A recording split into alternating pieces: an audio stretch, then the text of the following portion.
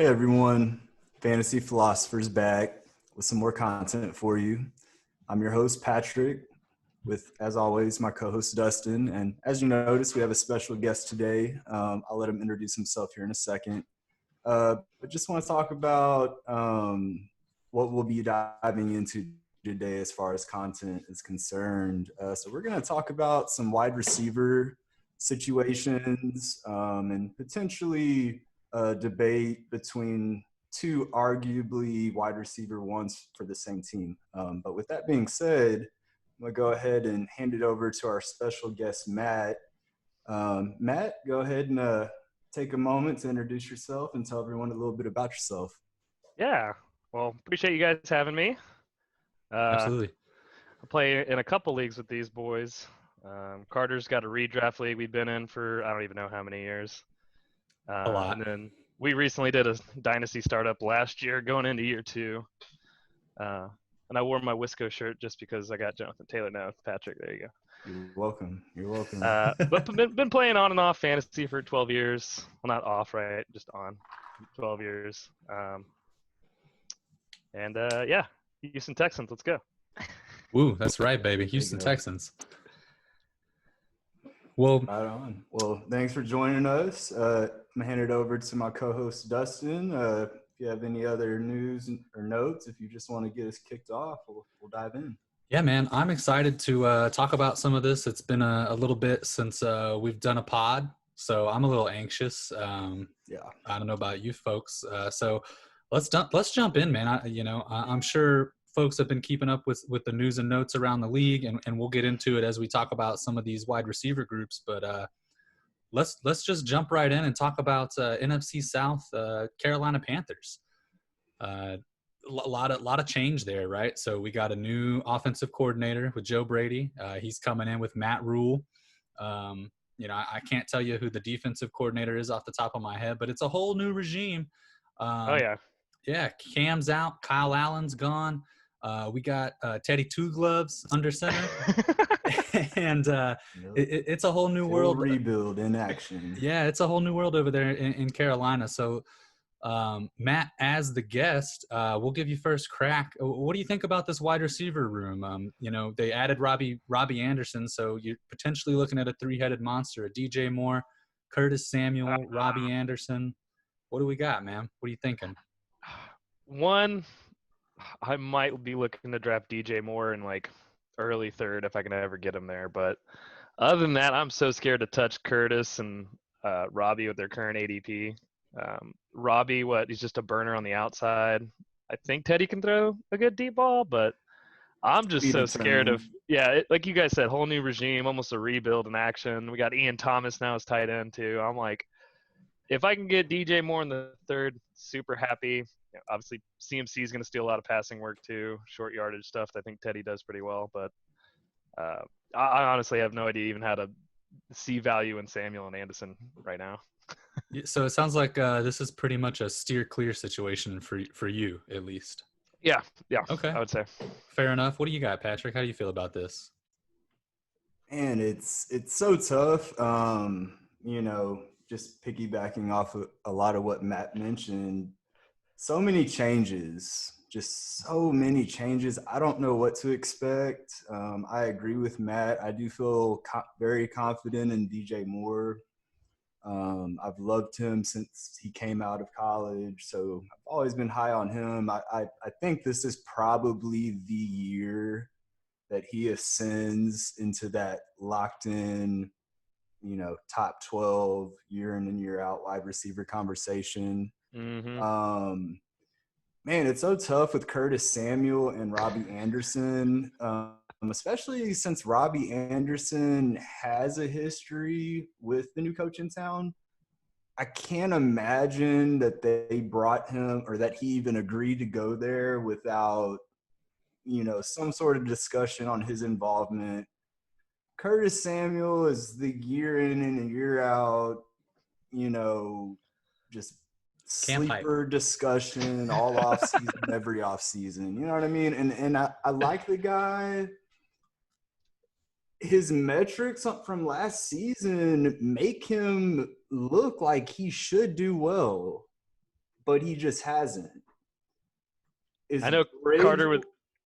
Is Bridgewater the guy that's going to finally, produce to the level that accommodates Curtis Samuel? I don't know. CMC's still there. They're talking about, managing his reps and, I don't know to what extent they'll be managed. when you got a guy locked up for that type of money, it certainly makes sense to be aware of how much you're giving him workload-wise for sure. But, he's the focal point of the offense, period. With DJ Moore, that second option, I like Ian Thomas again, but where does he fit in with all these pieces? I have no idea. So unless Curtis Samuel, Robbie Anderson, or even Ian Thomas just fall significantly ADP-wise, I'm right with Matt on this. It's DJ Moore, and that's it. Okay. I got a little bit of a different take on this. I'm glad. I know you were a Samuel's truther a year ago. I still am. I love the dude. You're hard pressed to find a bigger Curtis Samuel fan. Is he this year's Devontae Parker? Maybe. So here's the deal, right? It was very obvious last year that two things that I was wrong about last year. I thought Curtis Samuel was going to outperform DJ Moore, and everyone was foolish for taking DJ Moore ahead of him. Why not just take the cheaper option later who's going to do the same or better anyway? Wrong answer. I admit it. I was super wrong on that. But that's okay, because what I learned from that is that DJ Moore showed me that he can be fantasy relevant and a pretty good fantasy option, actually, without a good quarterback. He has the skill set, and the way they used him, he showed I don't need a top-tier quarterback, even only scoring, 4 touchdowns all year? Even only scoring a handful of touchdowns, I can be a solid wide receiver 2. If I can get the touchdowns, easy wide receiver 1. What I also learned was that Curtis Samuel is still good, but the way that they asked him to be good last year required an accurate downfield thrower. And let me tell you, folks, Kyle Allen ain't it. Not that guy. True that. So, but this all kind of comes back into what you guys have already hit on, right? Like, I don't know how they plan on using any of these guys. I do think that Robbie Anderson is the odd man out. I just flat out think he's the least talented out of the 3. And that's not saying that Robbie Anderson is untalented. Does that matter? I think so. Does it?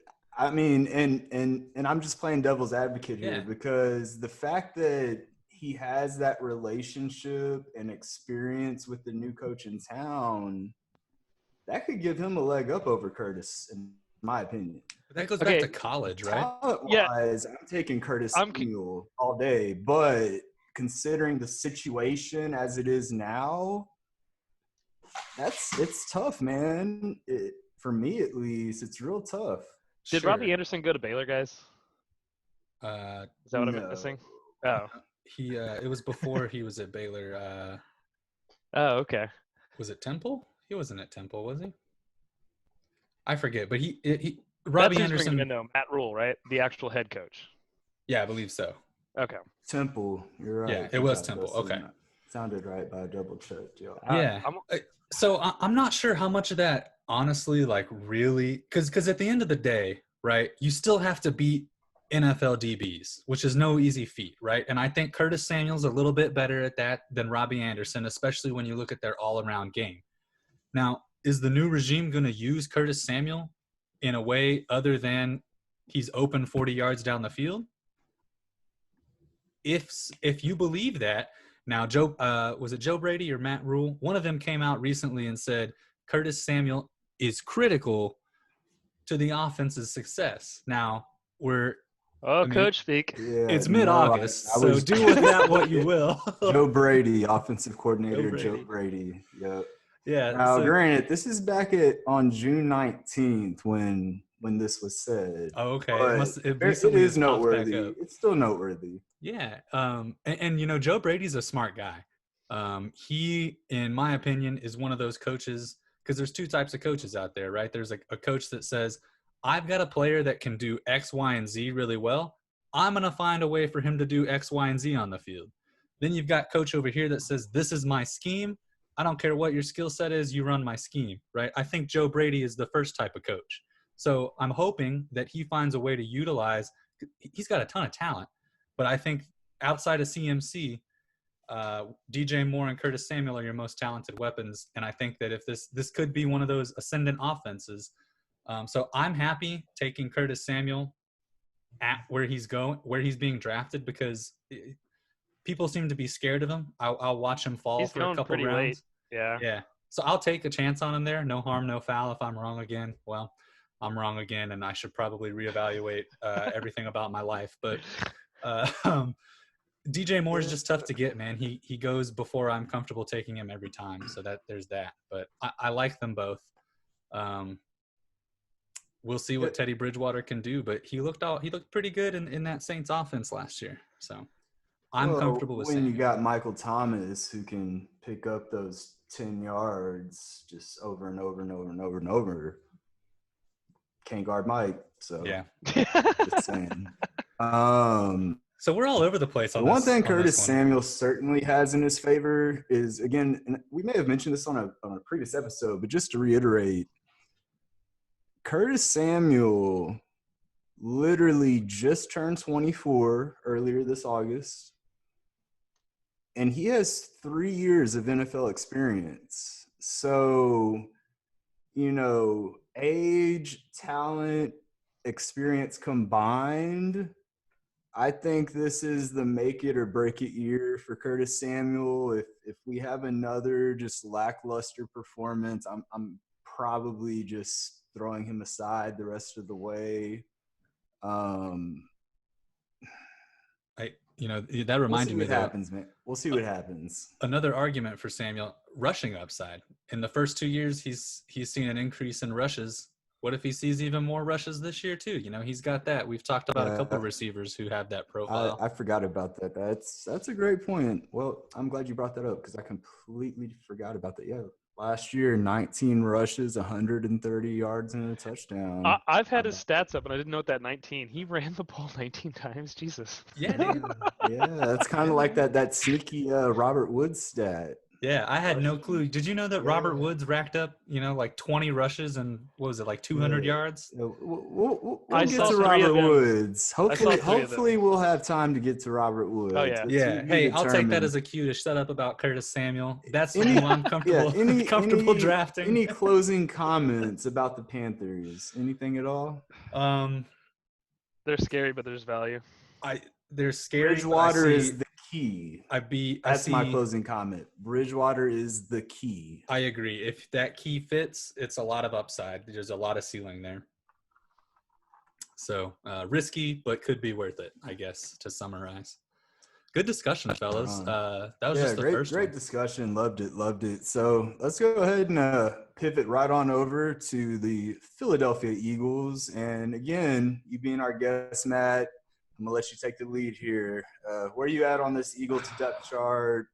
Who do you think is worth rostering in redraft leagues?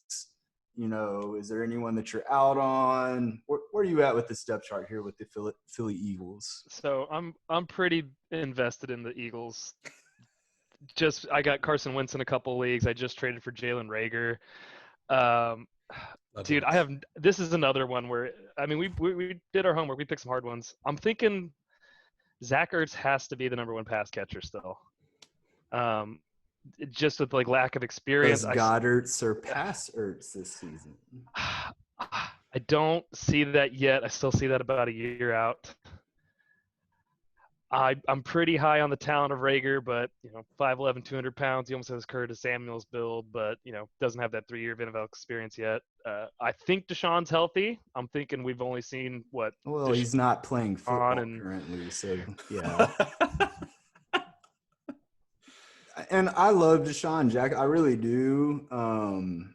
And Lord willing, if the man stays healthy all season, the people that draft him will certainly make the playoffs, if not win the league. I saw some magic happen between Wentz and Deshaun for 2.5 games last year. I was hell yeah. With his age and, and I get it. Like, it's got to be tough because, putting myself in his shoes, thinking I have some juice left in the tank. I can still produce. I'm going to keep playing. But then on the flip side, it's like, do you want to retire when you're just kind of like that forgotten person and your career just took a dive just to next to nothing? Or do you want to go out when you're remembered, as who you really were, the true Djax? I just think, unless he surprises me, I hope this is his last season, but we'll see. I have faith. I think the talent's still there, and I think he's going to play, and it's going to be good. I'm thinking if there's anyone to dethrone, or it's if we can keep Deshaun healthy all year, he'll surpass Reagor in his first year. Maybe that's a hot take. Also, I think J.J. Arcega-Whiteside's pretty trash, and I have no idea what to think of Quez Watkins. You hurt like, my they feelings. added some people. You hurt my feelings there, Matt. He's a big boy. They got a bunch. They're double tight. They're double tight all the time. It's going to be Goddard and Ertz, top pass catchers. Statement. Okay, well, don't be surprised when Djax gets injured week 3 and we see a whole lot of Reagor, Arcega-Whiteside, along with Goddard and Ertz. Don't be surprised. I did see that they're getting JJ and Reagor able to play the X or the Y. They have to. They have to have both. And of them in all honesty, yeah. If you look at the official depth chart, guess who is right behind Alshon Jeffrey, who is absolutely going to be on the pub? Absolutely. JJ Arcega-Whiteside. And he is bigger than people think he is. He's huge. He's 6 foot. I'm going to Google He's it bigger than people. I don't know. It's like I think people get him confused with Andy Isabella or something. No, he's a bigger guy. He's a bigger guy. 6'2", 23. Yeah. And he played – I mean, it's been brought up over and over on our episodes. It's been mentioned by everyone, including himself, that he was injured all year last year as a rookie, had to get carried or helped to the bathroom. I mean – I think throwing him just completely off your board is a mistake, but I mean, I'll take a dart throw on JJ over Watkins any day. Well, but I'd still probably draft Deshaun over JJ. What about Greg Ward? Is he on your radar at all? Thank you. No, he's not. I mean, he stepped up a little. Bro. Put him on it. Been talking about Greg Ward since January. And go ahead, Dustin. I want to hear. Yeah. What you got on this depth chart? And then, well, if we're talking about Eagles pass catchers, Ertz has to be number one. I think we finished the year talking about receptions. Ertz, Goddard, Reagor in that order. I don't trust Djax to be healthy. Maybe he is in the beginning of the year, but he's got old tendons playing in cold Philly. That does not mix well. So I just, Deshaun in redraft. No Deshaun in Dynasty.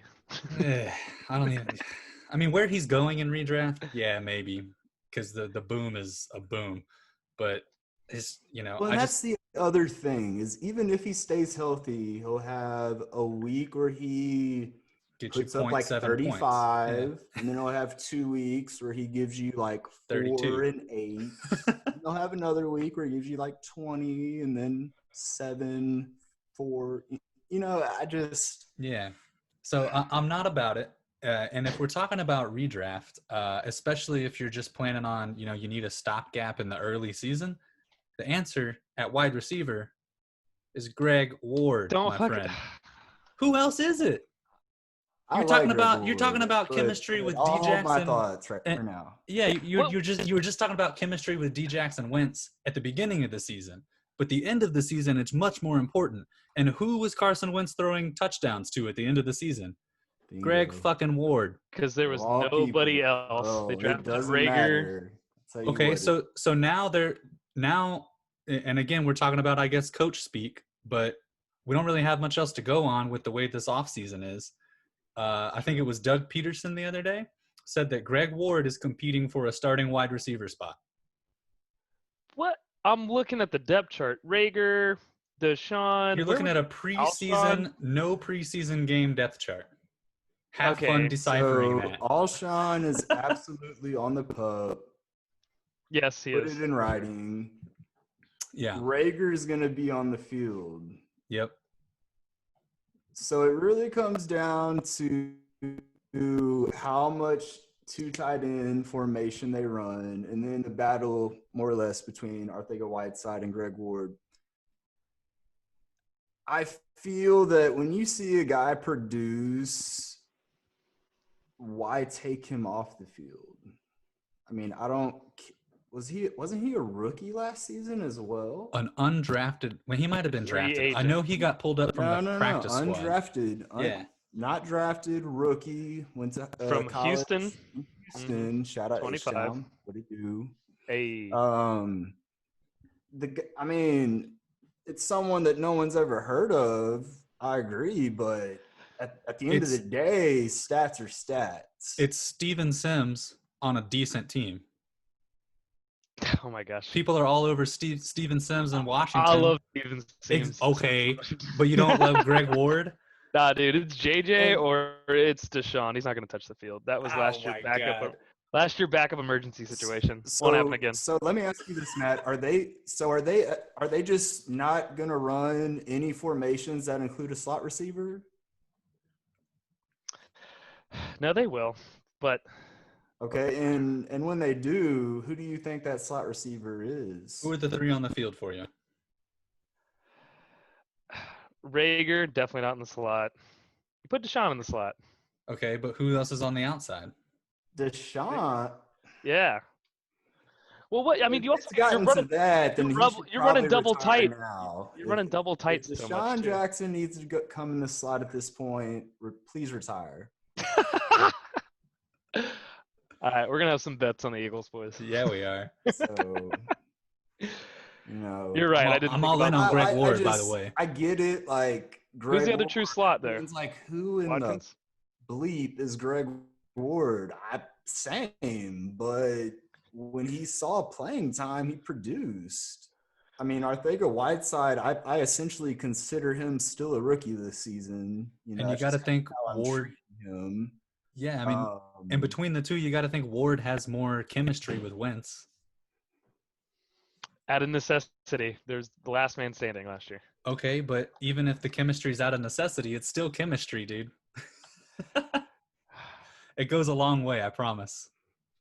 When a quarterback knows that you're going to be in the spot that you're supposed to be, that goes a long way, dude. Greg Ward. So let me ask you this. If you have to pick between Deshaun Jackson and Greg Ward, lock them in to your wide receiver 2, wide receiver 3, whatever your final wide receiver slot is in your roster for the whole season, and you can't take them out, who are you picking? I'm taking Deshaun. Are you talking like best ball? Yeah, I'm taking Deshaun. I'm talking those boom games. No. I'm talking redraft. Redraft. I would have no confidence putting Ward into a wide receiver 2 spot ever. But the question is, change. You have to put one of these guys in there, and you can't take them out for the rest of the season. Who out of these guys are you putting in there? In other words, who do you think will help your team on a consistent week in and week out basis? Greg Ward. No, I'm not saying Greg Ward. I know you're playing the injury factor with Deshaun that he won't play a full 16, but still, I can't put in Greg Ward. There's no guarantee in my mind he's going to get touches. Okay. All right. Let's say Deshaun Jackson does stay healthy. Let's say he does. Is he still the same elite deep threat that he has been in years past? I don't. I mean, is he still worth having on your team and putting him on the – yeah, but he's not someone that the other defenses are going to spend all week preparing for. I mean, when you look at this wide receiver core, they're going to spend their whole time with Ertz. I think they can get some. They're going to be able to sneak some stuff to Deshaun. We'll see. And since you brought up Ertz, I was trying to bite my tongue since we're focusing on wide receivers, but I think Goddard is a steal in many drafts. I've been staring at your dynasty team and I see him sitting on your bench. And I'm like, God damn. Yeah. I could be a season too early. We'll find out. And I've heard rumors that they're talking about signing Ertz to an extension. At the end of the day, I think currently Goddard has upside to be in that Kittle discussion. So if they throw two tight ends out there half the time and then they're mixing Ertz and Goddard in and out when there's one tight end, we could see an explosion here. Yeah, we're definitely not seeing any Greg Ward. Agreed. I cannot wait for Greg Ward to pop. Cannot wait. I'm going to take victory laps on you so hard, Matt. We'll find out. Great discussion, though. Any closing thoughts or comments on the Eagles before we shift to our next team? No, I'm good. That was another good discussion. Let's keep it going. All right. So let's go ahead and I pray that Rager can turn out well.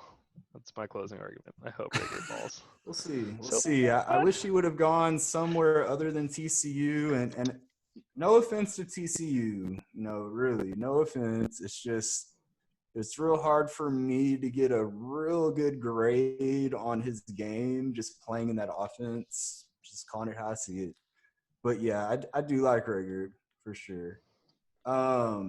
So – Rager aside, Philly Eagles, we'll see how it pans out. Let's go ahead and shift over to Tampa Bay TB Buccaneers. The Tampa Bay BUCS? Tampa Bay BUCS. Yeah. Matt, let's get us started. What are your thoughts here? Oh, man. There's so many good pass catchers on the fucking team, man. With Brady, it could be really prolific, especially with how much I think they're really going to pass. I still think Godwin's going to be the best value. He's going to be the highest one drafted, but I really expect him to be – I do see him being that Edelman role. I know, Dustin, we were talking about this months ago, but I think he's going to be in the middle of the field. He's going to be the reliable guy. He's going to be even shorter yards if he can get deep. He's fast enough to burn. I've never been a big Mike Evans fan, and there's so many big guys in the end zone. Evans, Gronk, Howard. What is Tyler Johnson, 6'2"? Like, there's so many big guys. I'm thinking Evans kind of scares me this year. He'll be valuable. I think he'll still be the second best pass catcher, but I think he needs to fall on your draft board a little bit for value. To even have Brate, who can still catch too. I don't think Brate's even going to see the field though. And then out of Scotty Miller, Tyler Johnson, Justin Watkins, I think it's a crapshoot, and I'm staying away from them. Maybe taking a stab at whoever's cheaper. But I'm all in on Godwin, interested on Gronk, and taking a stab at one of those bottom three. Real quick, though, obviously we know the two clear-cut wide receivers, but taking a very late-round pick on who you feel is the third best, with the pandemic at hand, that may not be a bad idea, because should either or of those top two wide receivers have to sit out a couple weeks, I mean. Now you're thinking like COVID preventative ball, just a whole other thing. But we don't know what we're getting into. Yeah. You got to play chess out here, dude. This is unprecedented waters here. So, Lord forbid Godwin's out for 2, possibly 3 weeks with COVID. Does Justin Watson, Scotty Miller, Tyler Johnson, whoever it is that hops in and takes his place? I mean, Brady's going to give him a shot. I'm looking up how big Tyler Johnson is. Yeah, and I think reports out of camp are that Watson is impressing the most in that role. Is that who you picked up the other day? Yep. That's why. That's why. They Dude, actually Tyler Johnson is 6'2". Sorry, 21 years yeah, old. as of yesterday, they had Scotty Miller at the top of the depth chart for wide receiver 3, and then as of today, they changed it. Ooh, They changed it to Justin. Yeah. spicy. Yeah, I'm interested to see what you guys Gotta got. stay ahead, bro. Well, go ahead, Patrick. So, whew. So, yeah, let's dive right in. So, lots of talent, to say the least, lots of talent. But with the Gronkowski signing, I definitely think that does hurt Evans more so than anyone else.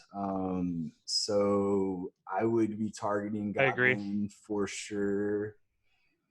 I mean, Preach. Godwin has been on everyone's radar. I mean, even back when he first, got drafted, Matt Harmon's reception perception, when he was all over him. So it was like everyone knew the breakout was coming. It came. I'm treating Godwin as the wide receiver one there. It should Evans fall, I'm not saying avoid him. I just think the way that he's been used up to this point in his career,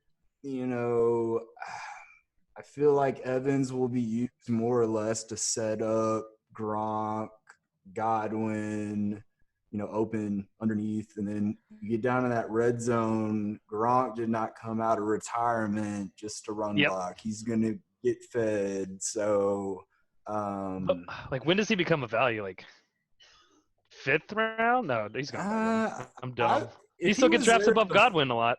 I mean, it certainly depends on who I take, or what position I draft the first few rounds. But if he's still there somehow in the 4th round, I'd probably have to do it at that point. Yeah. But Godwin, again, it depends on where you're at in the draft order, but getting a high-end RB1 and then grabbing Chris Godwin, 2nd round, I'm not opposed to that whatsoever. But yeah, I just think the Gronkowski signing overall is going to hurt Evans' numbers. And I don't know what to expect, I mean, is Brady truly just going to be slinging it?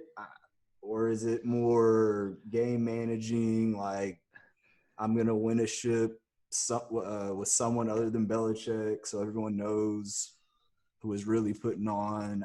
I don't know what to expect. I just think Godwin is much safer. Edwin's in the 4th. Yeah, I'm going to have to do that. Just have to. But other than that, he's a fade for me. Gronk, man, I'm real curious how they'll use him because he's so good at run blocking, but I know he didn't come out of retirement to run block. It's just one of those things.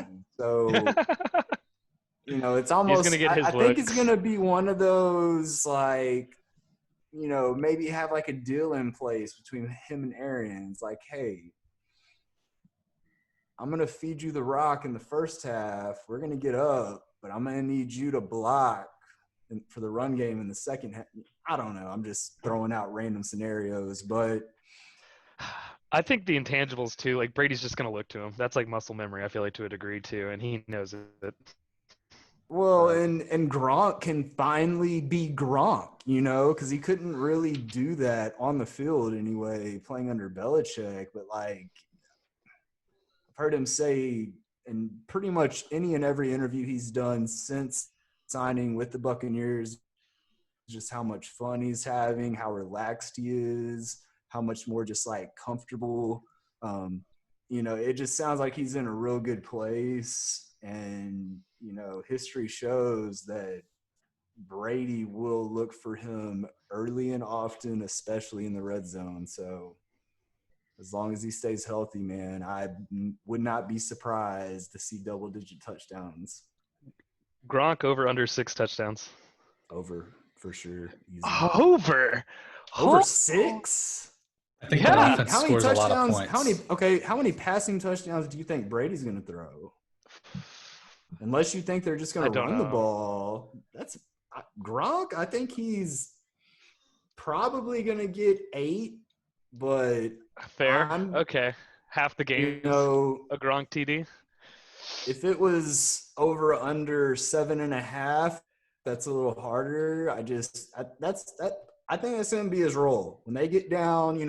Maybe not just red zone, but like opponent's territory. I think that's when he's going to When they have come a tiny in. corner on him and they can run him over, yeah. I mean, and that's going to be the true test, is what he looks like on the field How much competing juice? against people Yeah. that did not take a year off. Smoke CBDing. But he Yeah. says he Chill. feels great, and he's putting weight back on. Godwin is the only person I'm confident in. Depending on where you can get Gronk, I'd feel good. I'm just not going to reach for him. And I'd imagine, and especially a lot of home leagues, just that name alone, people will probably grab him much earlier than they should. Are you grabbing any shares of OJ or Brait? Probably not Brait. That's a good question, because I think this is actually a great learning opportunity, especially for OJ Howard.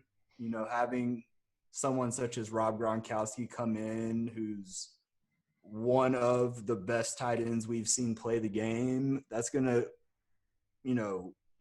do tremendous things, assuming OJ Howard actually makes that commitment to learn and apply what he's being told. So taking him like as a much later round pick, just as like a high upside, or even, let's not kid ourselves, Gronkowski's injury history is quite lengthy, to say the least. So I wouldn't mind grabbing OJ later in the draft. It's just he's not going to be someone that you can start on a weekly basis. So you're really going to have to assess your roster and if you can afford, to use a bench spot on OJ. My thought I agree with what you're saying. I'm thinking OJ probably can't be touchable on redraft, but dynasty, like early stash. Well, and the thing is that they picked up his final year option, because they essentially didn't use him last year. So that kind of made me think that they wouldn't. And the fact that they did, that tells me that they have something in the works, as far as having a much bigger role for him in the future. And maybe this is it, give him a year to learn from a proven superstar tight end. I don't know, Gronk might have 1, possibly 2 seasons left in the Fair. tank. But we'll see. It's an exciting place. And Tampa, other teams are calling about.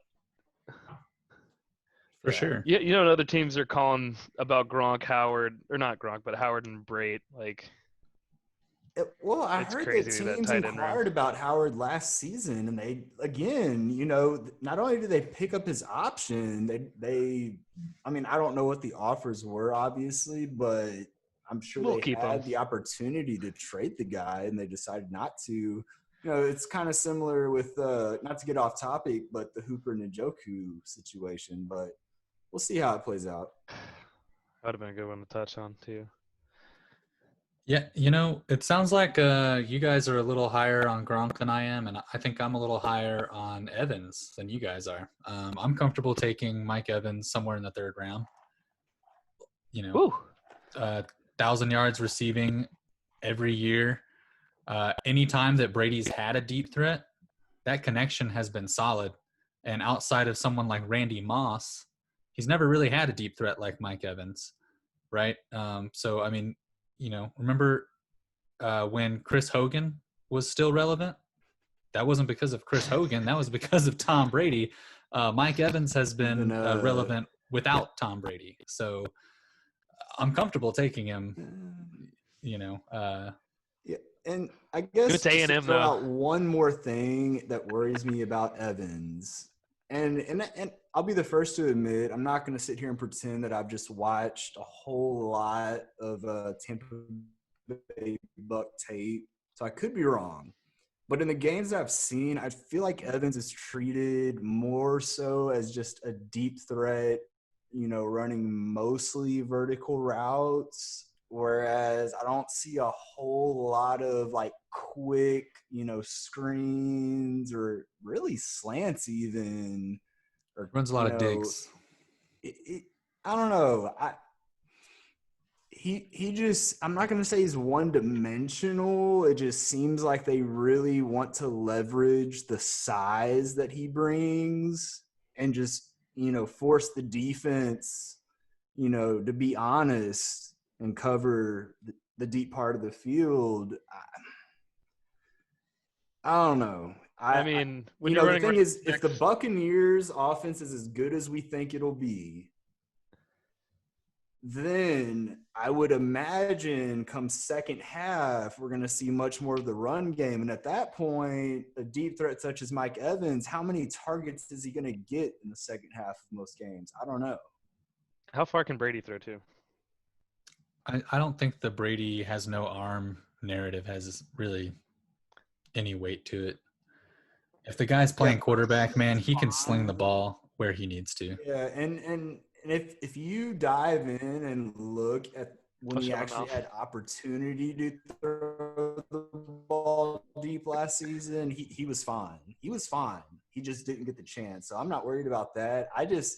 With the improved defense that Tampa Bay showed last season, along with bringing Tom Brady and Gronk into the mix, I see them getting up early on a lot of the teams that they'll be playing. And then in the second half, is there much reason to throw it down the field to Evans or throw the underneath stuff to pick up first downs and move the chains with Godwin? That's just kind of what separates them for me.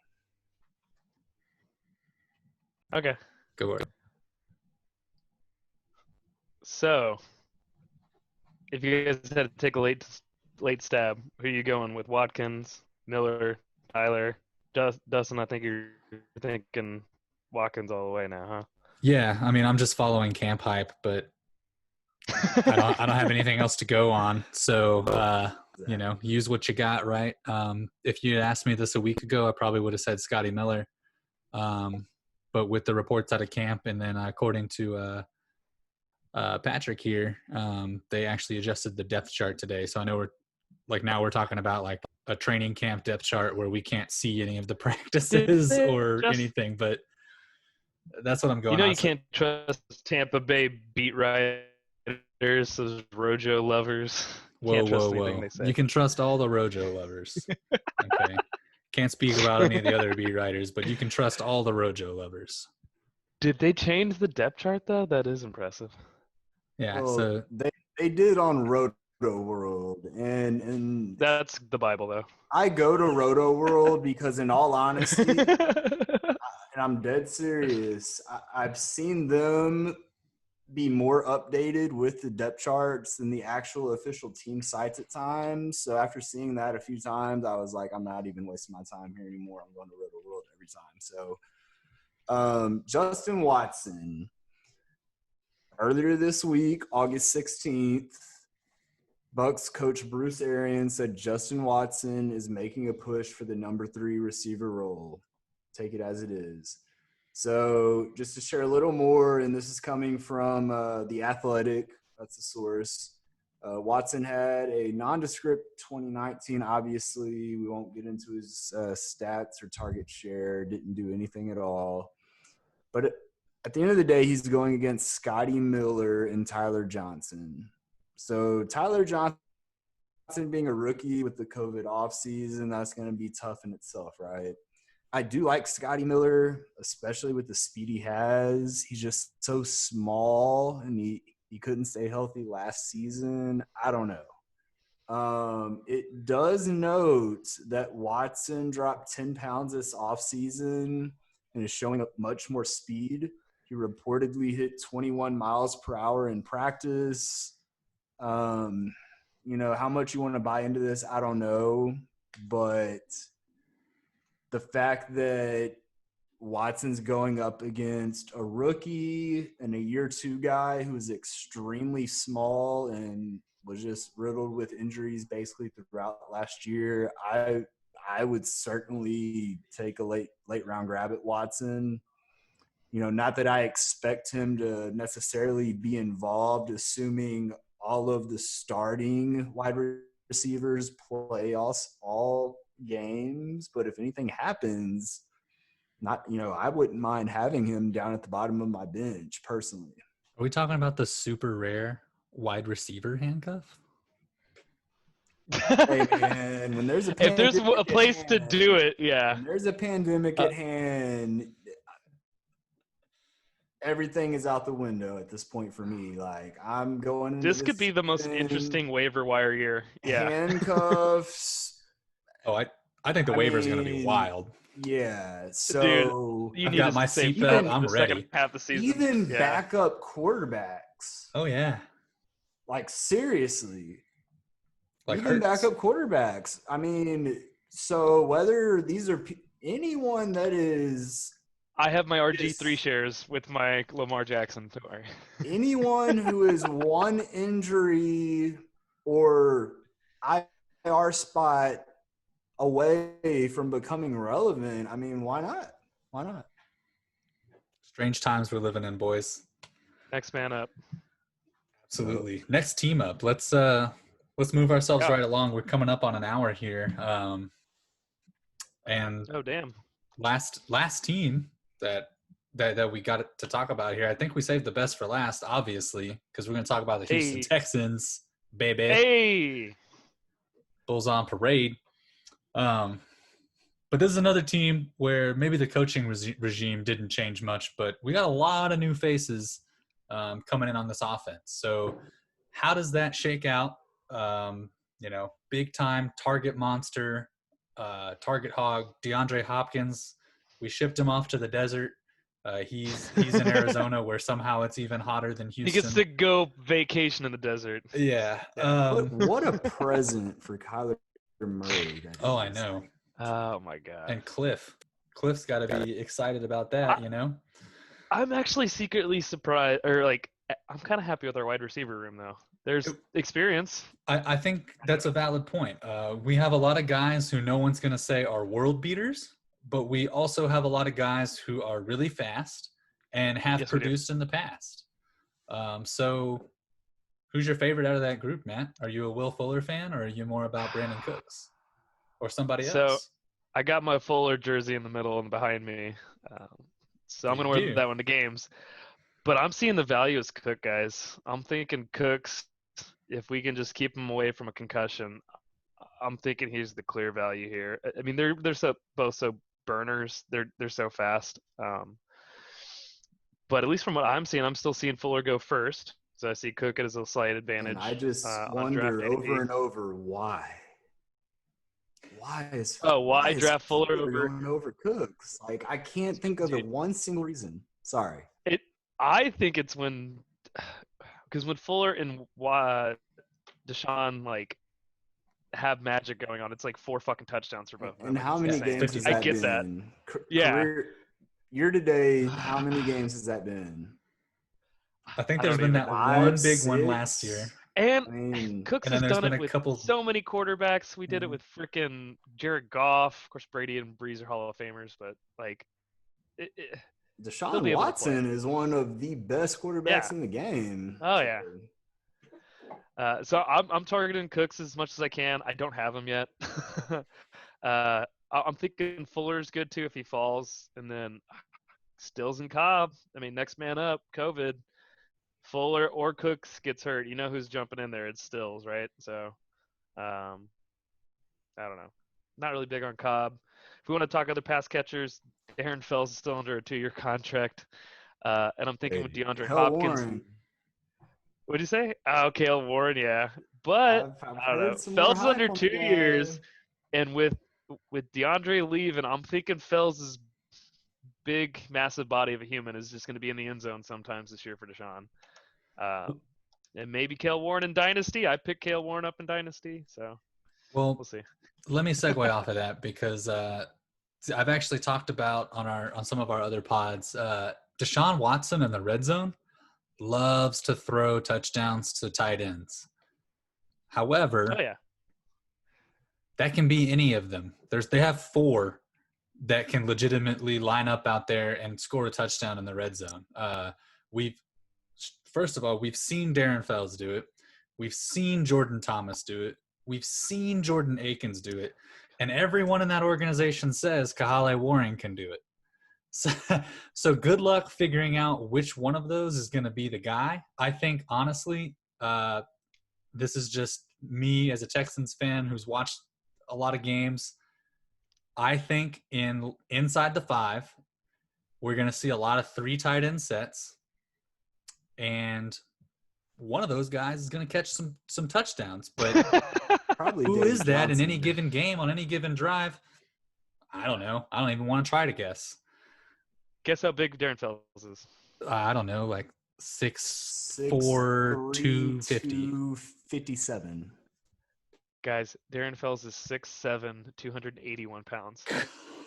He's so I mean, big. Jordan Thomas and Isn't Jordan Akins are also really, I knew really Jordan large Thomas humans. was a monster. Wow, my God. You're really thinking 3 tight end sets, though. Okay. Why not? I mean, So if you put 3 tight end sets on the field, the defense has to honor with extra linebackers to stop the run. They have to. Absolutely, hands down. It's in the rule books. They have to do it.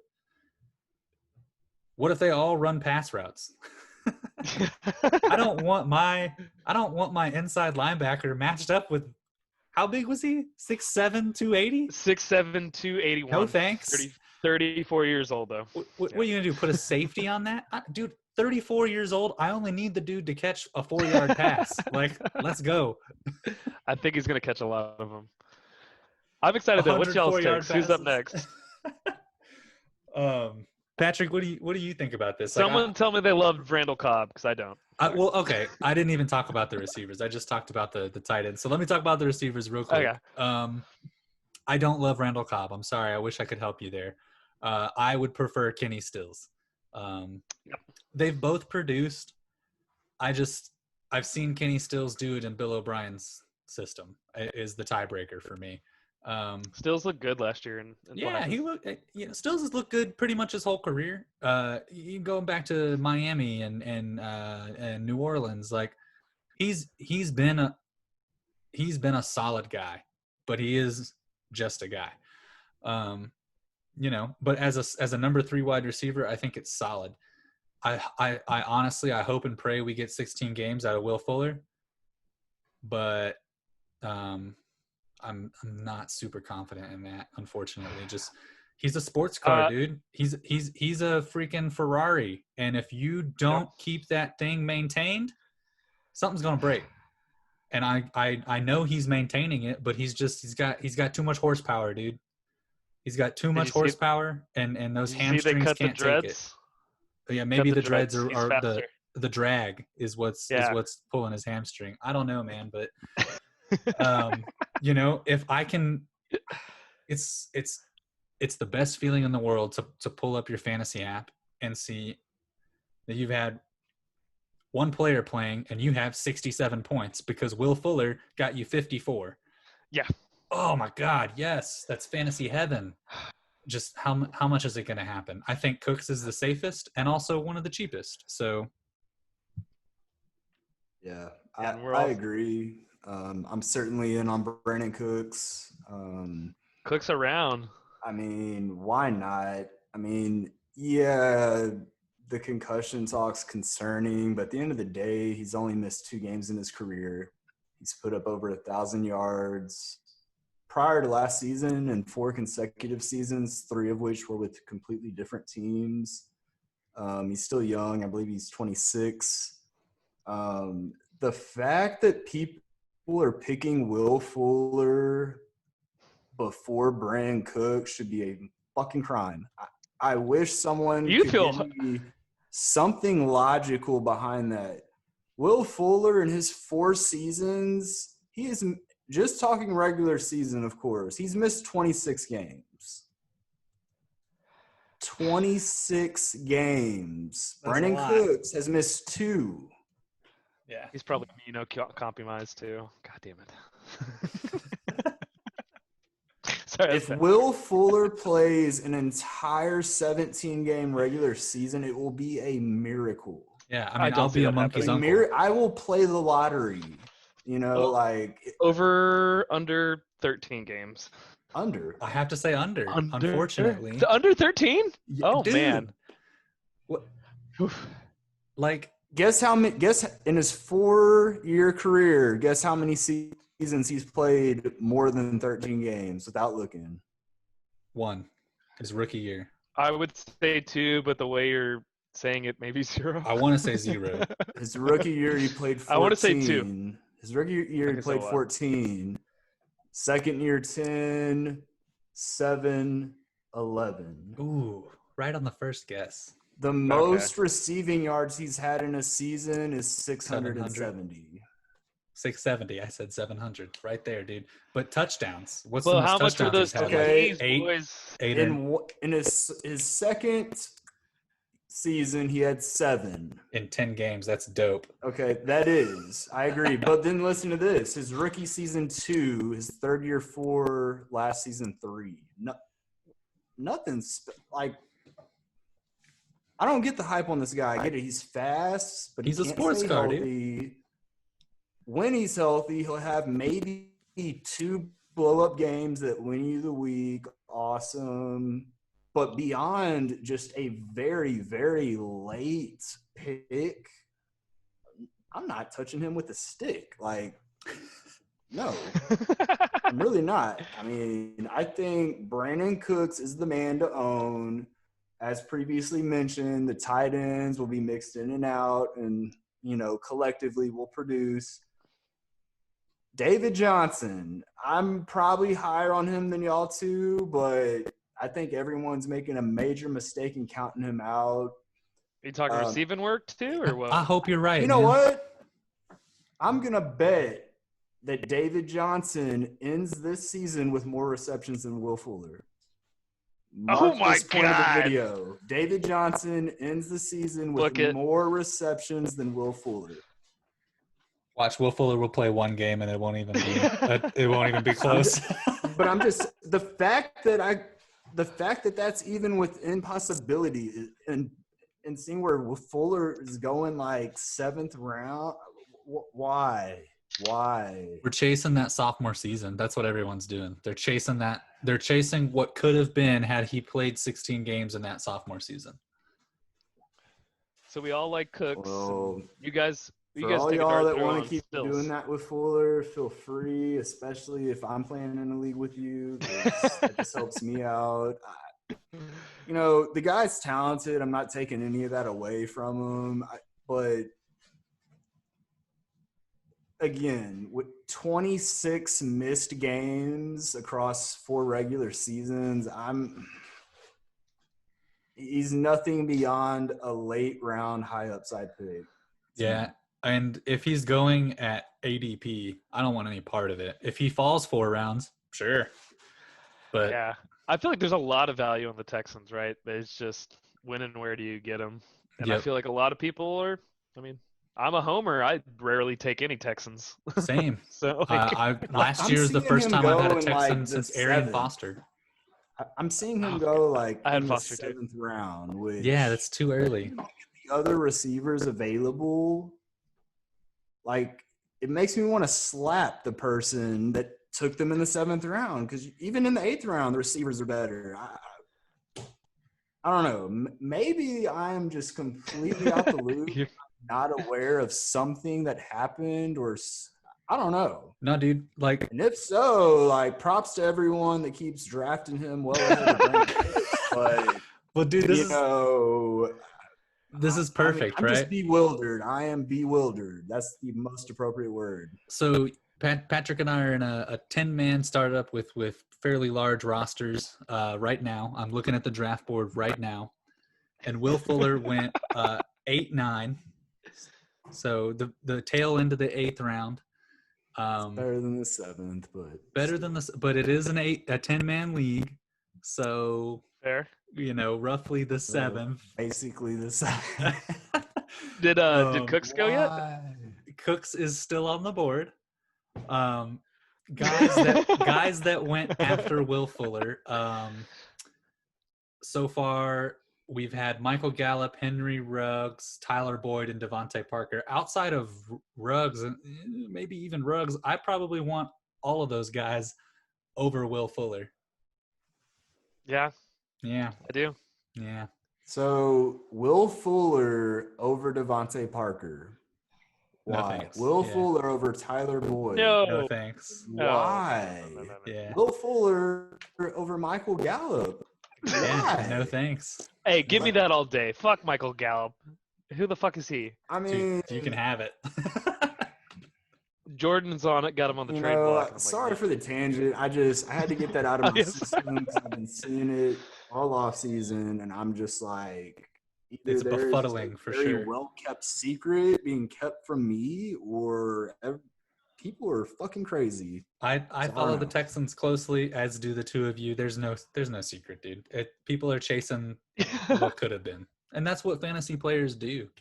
That's why we talk about these things, so that we don't do dumb shit like that, right? Don't draft Will Fuller. Wait for Cooks. Well, you can draft him, but not till wait until the double-digit rounds. Until the double-digit rounds. That's my best, just general rule. But the 7th, no. Well, hey guys, that was some good discussion we had on some of these wide receiver groups. We are running out of time though. I'm fairly certain we've gone over an hour. We try to keep it at about an hour. But Zoom, not shout out to them. They're going to kick us off in exactly 2 minutes. So I personally want to thank our friend Matt for coming on, talking wide receivers with us.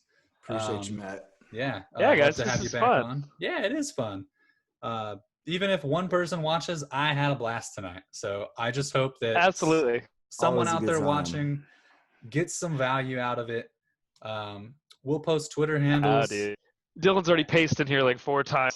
Dylan's like, I need to be on a new episode. I'm like, yeah. We'll get Dylan on it. Hey, well, to those of you who want to be on a future episode, do what Matt did. Hit us a comment. Tell us what you want to discuss in the upcoming episode. We'll reach out to you and we'll collaborate. Absolutely. Thanks for all the support, all the love. Until next time, Fantasy Philosophers signing out. Later, guys. Peace.